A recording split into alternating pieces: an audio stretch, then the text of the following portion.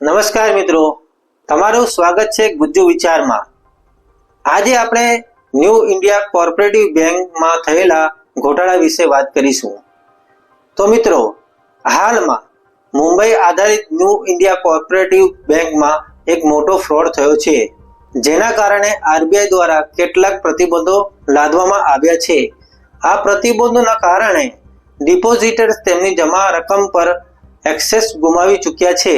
આ સમયે એક મહત્વપૂર્ણ પ્રશ્ન ઊભો થાય છે કે શું આ બેંકમાં રાખેલી રકમ સુરક્ષિત છે?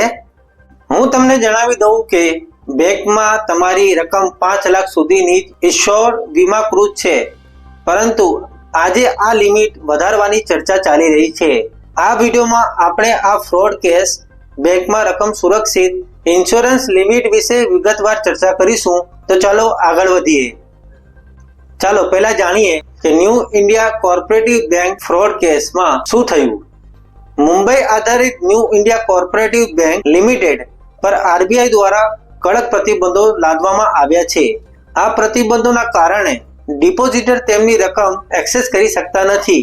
કલ્પના કરો, જો તમારી પાસે ફક્ત એક જ બેંક એકાઉન્ટ હોય અને તમે તેમાં 50 લાખ જમા કર્યા હોય, તો તમે તમારી જરૂરિયાત સમયે આ રકમ એક્સેસ કરી શકતા નહીં। આ પ્રતિબંધ લાદવાનું કારણ એ છે કે આ બેંકમાં 122 કરોડનો ફ્રોડ થયો છે। હવે આપણે જોઈએ કે શું છે ફ્રોડની વિગતો। પ્રભાદેવી બ્રાન્ચ 112 કરોડ ગુમ થયા, ગોરેગાંવ બ્રાન્ચ 10 કરોડ ગુમ થયા।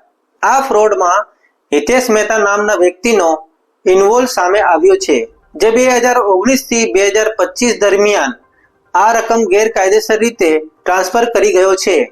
હિતેશ મહેતા આ બેંકનો જનરલ મેનેજર અને હેડ ઓફ ધ એકાઉન્ટ્સ રહી ચૂક્યો છે। તેને મુંબઈ પોલીસ દ્વારા ગિરફ્તાર કરવામાં આવ્યો છે। આરબીઆઈ દ્વારા લાદવામાં આવેલા પ્રતિબંધો જોઈએ। નવા લોન આપવામાં પ્રતિબંધ, નવી ડિપોઝિટ સ્વીકારવા પર પ્રતિબંધ, આરબીઆઈની મંજૂરી વિના કોઈ વિતરણ રકમ આપવી નહીં, બોર્ડ ઓફ ડિરેક્ટર્સને 12 મહિના માટે સસ્પેન્ડ કરવામાં આવ્યા છે।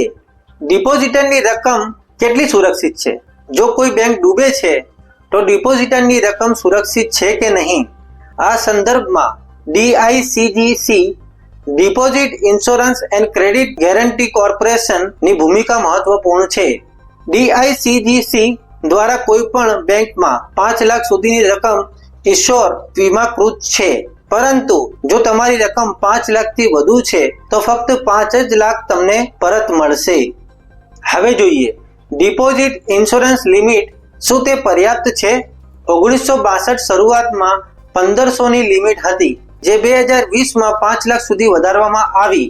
હાલમાં સરકાર આ લિમિટને 8 થી 12 લાખ સુધી વધારવાની ચર્ચા કરી રહી છે।